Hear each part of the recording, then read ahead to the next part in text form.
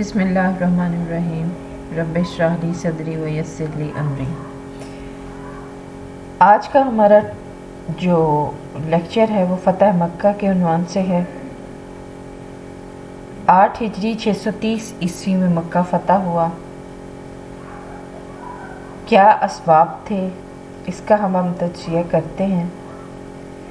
پہلی بات تو یہ کہ ظاہر ہے حق اور باطل دونوں میں ازل سے ابد تک ایک کشمکش تھی ہے اور رہے گی۔ اسلام کے ظہور سے جو کشمکش حق و باطل کے درمیان چل رہی تھی وہ اس کے بغیر ختم نہیں ہو سکتی تھی کہ ان میں سے ایک غالب ہو۔ حدیبیہ میں مشرکین مکہ نے مسلمانوں کا عمرے کا حق تسلیم کیا۔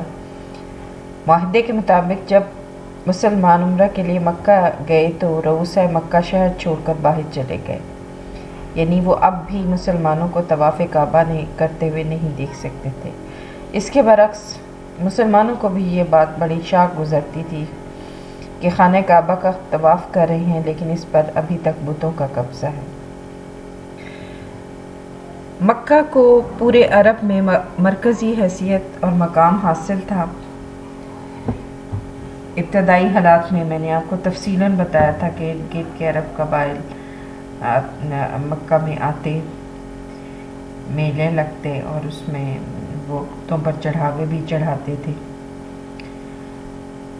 جب تک مکہ کے لوگ اسلام کی مخالفت پر قائم تھے، عرب کے اکثریت جو تھی وہ اسلام قبول نہیں کر سکتی تھی۔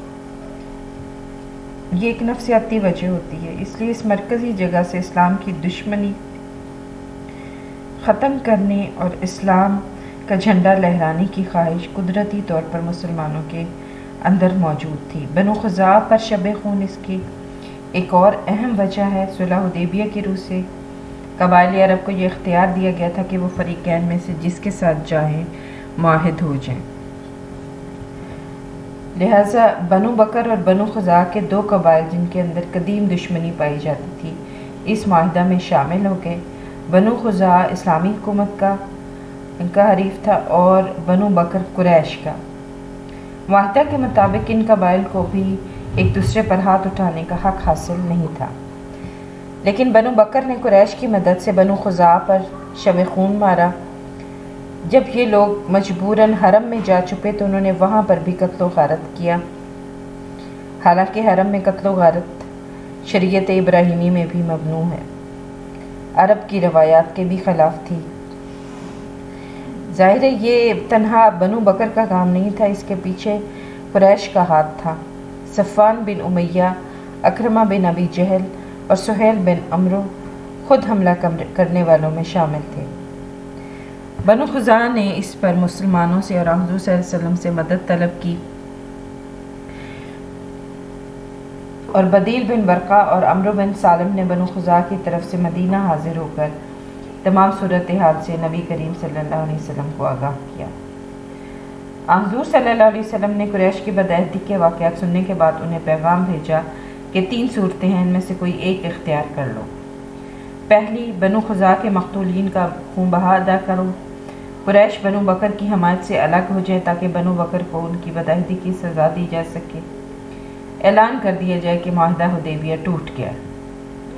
اس پیغام کے جواب میں ایک قریشی قرطہ بن عمر نے کہا کہ ہمیں تیسری شرط منظور ہے، اور قاصد یہ سن کر واپس لوٹ آیا۔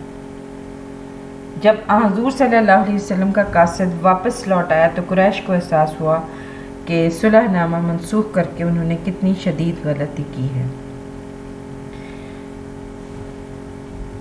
حضور صلی اللہ علیہ وسلم نے شام اور عراق جانے والی شاہراہ پر پہرے بٹھا دیے اور مکہ کی تجارت تباہ ہو گئی۔ انہوں نے ابو سفیان کو بھیجا تجدید معاہدہ کی صورت نکالنے کے لیے۔ ابو سفیان کی بیٹی ام حبیبہ رضی اللہ تعالیٰ عنہ اس وقت عقد میں آ چکی تھی حضور کے۔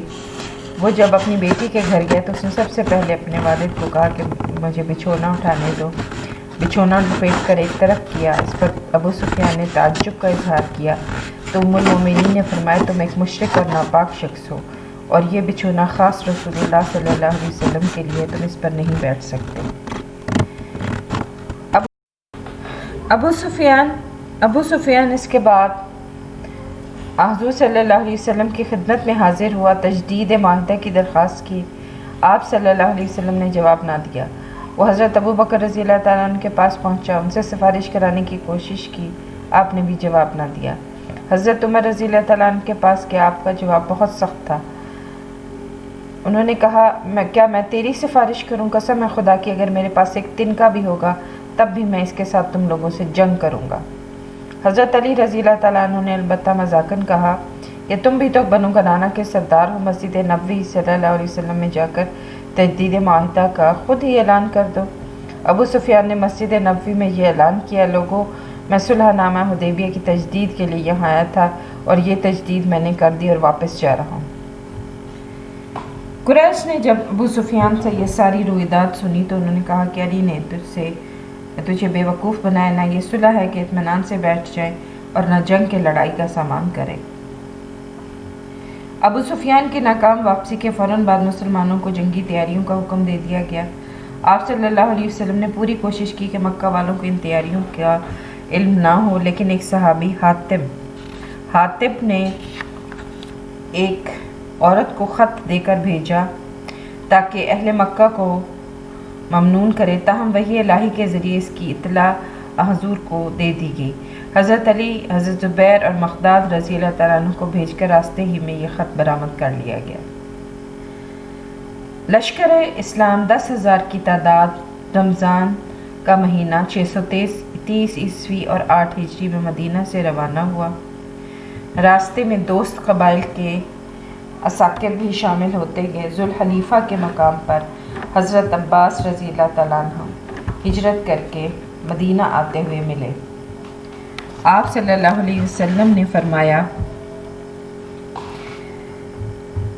ان کو بھی ساتھ لیا اور ساتھ میں یہ بھی کہا کہ یہ ان کی آخری ہجرت ہے۔ یہ لشکر عظیم مکہ کے قریب وادی مراو زہران میں پڑاؤ ڈالا اس نے اور دور دور تک پھیل گیا۔ رسول اللہ صلی اللہ علیہ وسلم نے مجاہدین کو اپنے اپنے خیموں کے سامنے الگ الگ الاؤ جلانے کا حکم دیا تاکہ کفار پر دہشت طاری ہو۔ مکہ کی طرف جانے والے چرواہے اہل مکہ کو اس لشکر کی آمد سے انہوں نے اس کو خبردار کیا۔ تحقیق کے لیے ابو سفیان، حکیم بن حزام اور بدیل بن ورقہ خزائی وادی میں پہنچے۔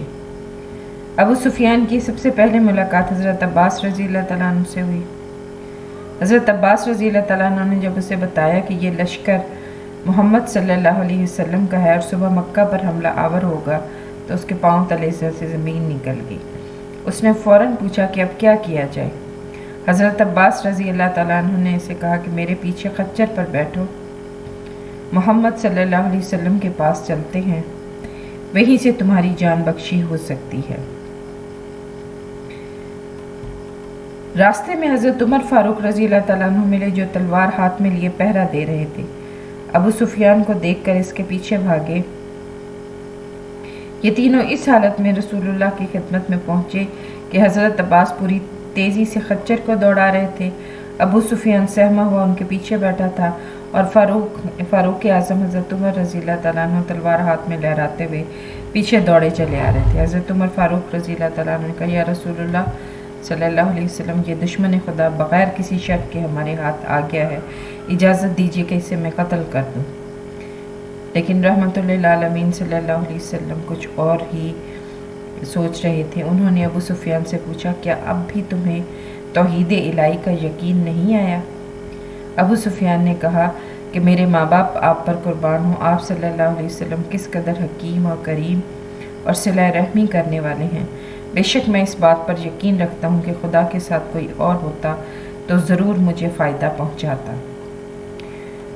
رسول اللہ صلی اللہ علیہ وسلم نے پوچھا، کیا اب بھی تمہیں میری رسالت کا یقین نہیں آیا؟ اس کے جواب میں ابو سفیان نے کہا، اس بات سے اس وقت تک دل میں کچھ شک ہے۔ حضرت عباس رضی اللہ تعالیٰ نے فوراً کہا، تیرا ناس و کلمہ پڑھ لے اس سے پہلے کہ تیری گردن مار دی جائے۔ ابو سفیان نے کلمہ پڑھ لیا اور مسلمان ہو گیا۔ حضور صلی اللہ علیہ وسلم نے ابو سفیان کی جان ہی نہیں بخشی بلکہ اس کو یہ امتیاز دیا کہ اس کے گھر کو دارالامن قرار دیا اور فرمایا کہ صبح ابو سفیان کے گھر کو دارل امان قرار دیا گیا۔ صبح جو شخص ابو سفیان کے گھر میں پناہ گزین ہوگا اسے تعرض نہیں کیا جائے گا۔ اگلے روز صبح ساکر اسلامی فاتحانہ مکہ میں داخل ہوئے۔ ہر قبیلہ اپنے اپنے علم کے ساتھ گزر رہا تھا۔ تکبیر کی صدائیں تھیں جو بلند ہو رہی تھیں۔ نسلی تفاخر نام کو نہ تھا۔ سب مسلمان خدا تعالیٰ کی تقدیس اور تسبیح بیان کر رہے تھے۔ آپ نے ابو سفیان کو ایک بلند مقام پر کھڑا کر دیا تاکہ وہ اسلامی لشکر کو دیکھ سکے۔ ابو سفیان پر اس لشکر کی ہیبت طاری تھی۔ اہل مکہ کو جان کے لالے پڑے تھے۔ انہیں معلوم تھا کہ اس لشکر کا مقابلہ ان کے بس کا روک نہیں۔ ان میں سے اکثر نے انہی مسلمانوں پر شدید مظالم ڈھائے تھے، انہیں ان کے گھر بار سے محروم کیا تھا اور مدینہ میں بھی چین سے بیٹھنے نہیں دیا تھا، اور اب ان کی قسمت کا فیصلہ ہونے والا تھا۔ حضور صلی اللہ علیہ وسلم نے مکہ میں داخل ہوتے ہی اعلان فرمایا کہ کسی ایسے شخص پر ہتھیار نہ اٹھایا جائے جو حرم میں پناہ گزین ہو۔ ابو سفیان کے گھر میں جا کر پناہ لے، یا اپنے ہی گھر کا دروازہ بند کر کے بیٹھ جائے یا ہتھیار پھینک دے۔ اس اعلان کے بعد مکہ پر مسلمانوں کا قبضہ ہو گیا۔ صرف ایک مقام پر چند لوگوں نے حضرت خالد بن ولید کے دستے کے سامنے مزاحمت کی۔ اس میں 13 قریشی مارے گئے اور 3 مسلمان شہید ہوئے۔ حضور سب سے پہلے صلی اللہ علیہ وسلم سب سے پہلے خانہ کعبہ تشریف لے گئے۔ اپنے دستے مبارک سے ایک ایک بت کو توڑا۔ آپ بت گراتے جاتے اور زبان سے یہ آیہ مبارکہ پڑھتے جاتے، جاء الحق وزهق الباطل ان الباطل کان زہوقا۔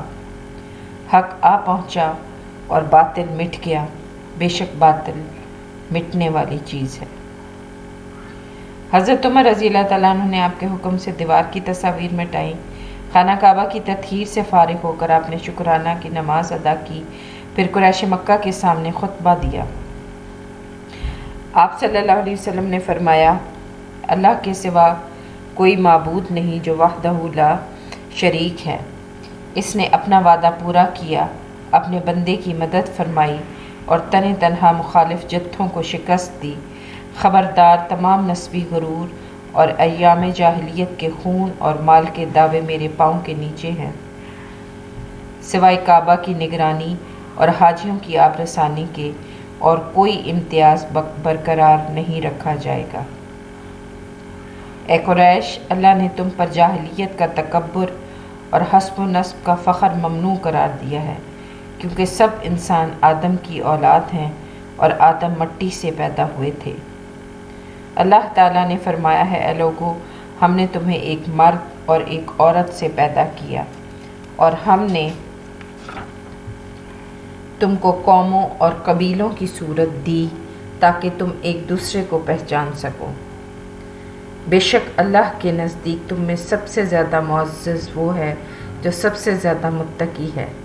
بے شک اللہ علیم اور خبیر ہے۔ اس کے بعد آپ نے اہل مکہ سے سوال کیا، اے اہل مکہ، تمہارا کیا خیال ہے؟ میں تم سے کیا سلوک کرنے والا ہوں؟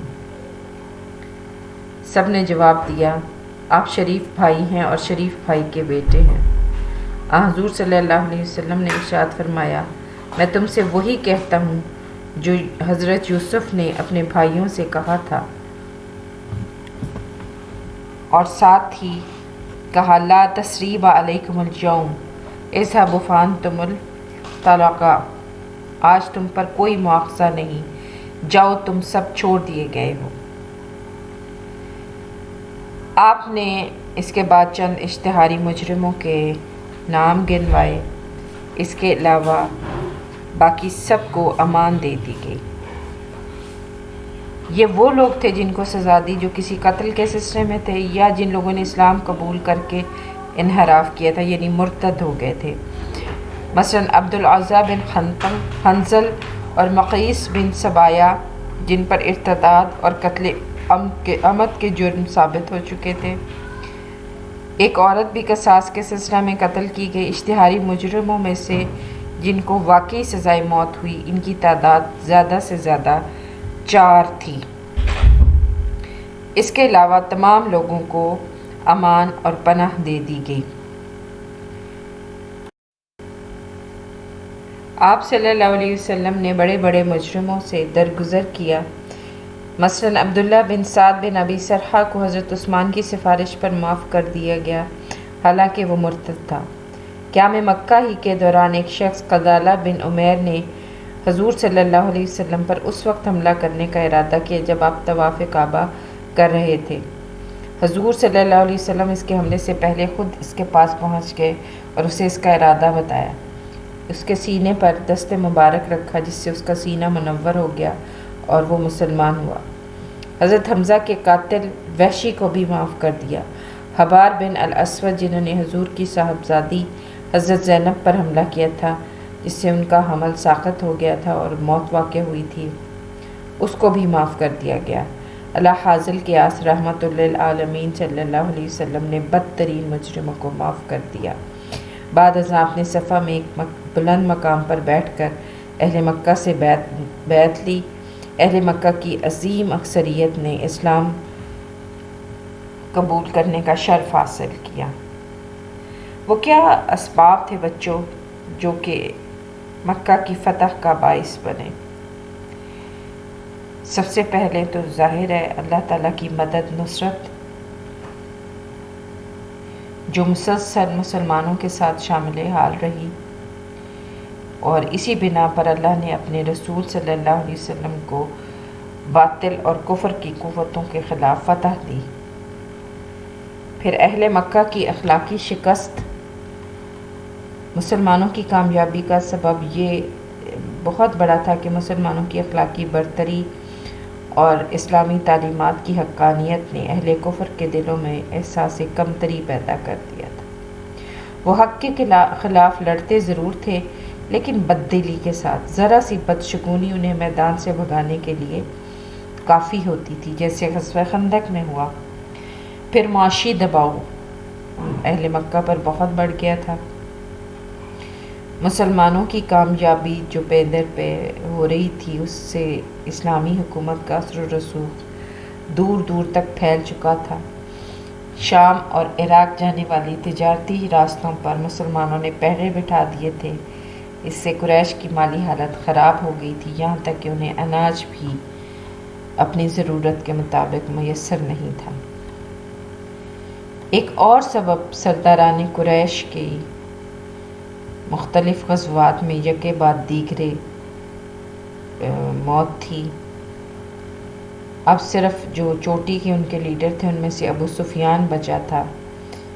اس بات سے مکہ کے عام لوگوں میں بتوں کے طرف سے بدظنی پیدا ہو چکی تھی۔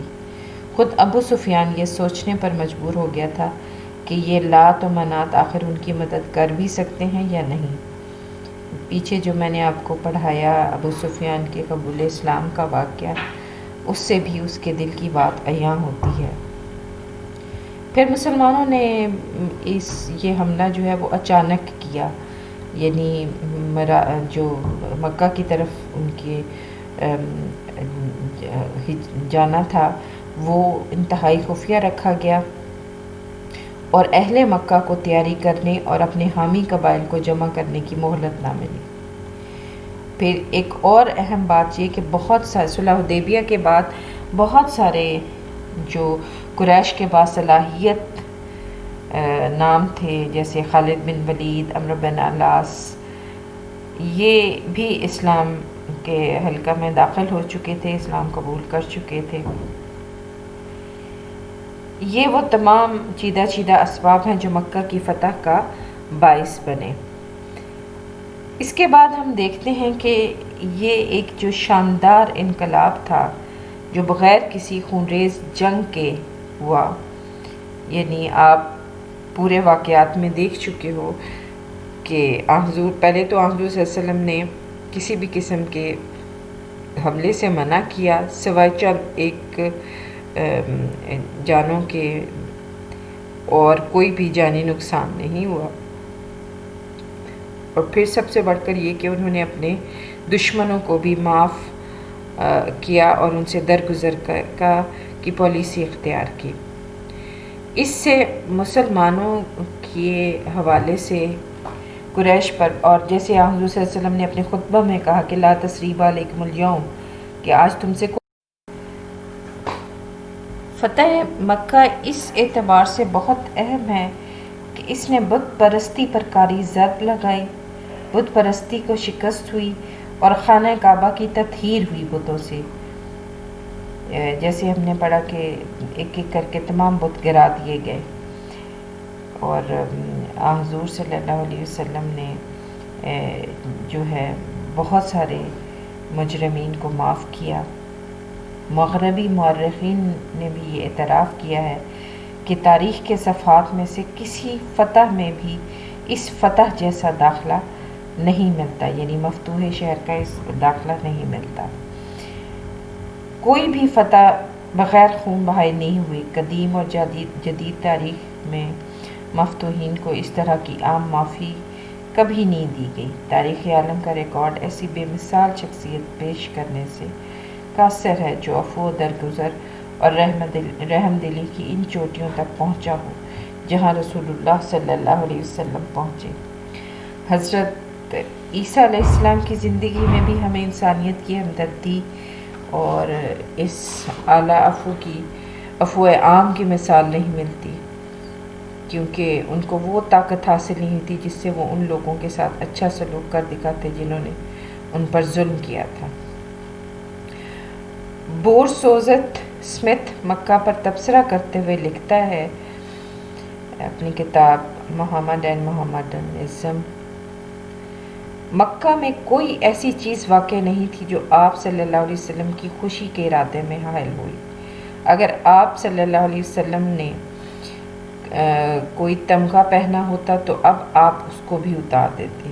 اگر مقاصد سفلی بتدریج مقاصد علیہ میں بدل جاتے ہوں، یا جیسا کہ گبن خیال کرتا ہے کہ آپ کے ذاتی مفاد نے آپ کو اعتدال پر قائم رکھا، تو ہمارے سامنے یہ تمام چیزیں اس موقع پر عیاں ہوتی۔ یہ وہ موقع تھا جب جاہ طلبی بولحسی پوری ہو سکتی تھی، ہوائے نفس شکم سیر ہو سکتی تھی، آپ کا انتقام کا جذبہ آسودہ ہو چکا ہوتا۔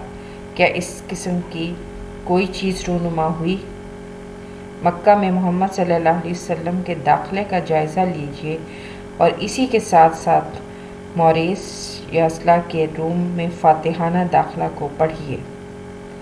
دونوں کے حالات کا مقابلہ بھی کیجیے اور پھر دیکھیے اس ظلم و ستم کو جو ان فتوحات کے بعد ہوا کہ کس طرح انہوں نے دوبارہ حاصل کی ہوئی طاقت کا استعمال کیا۔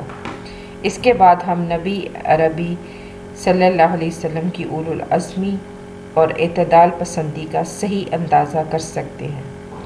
یہاں پر کسی قتل کا فتویٰ نہیں تھا، کوئی لوٹ نہیں تھی، کوئی وحشیانہ بدلہ نہیں تھا۔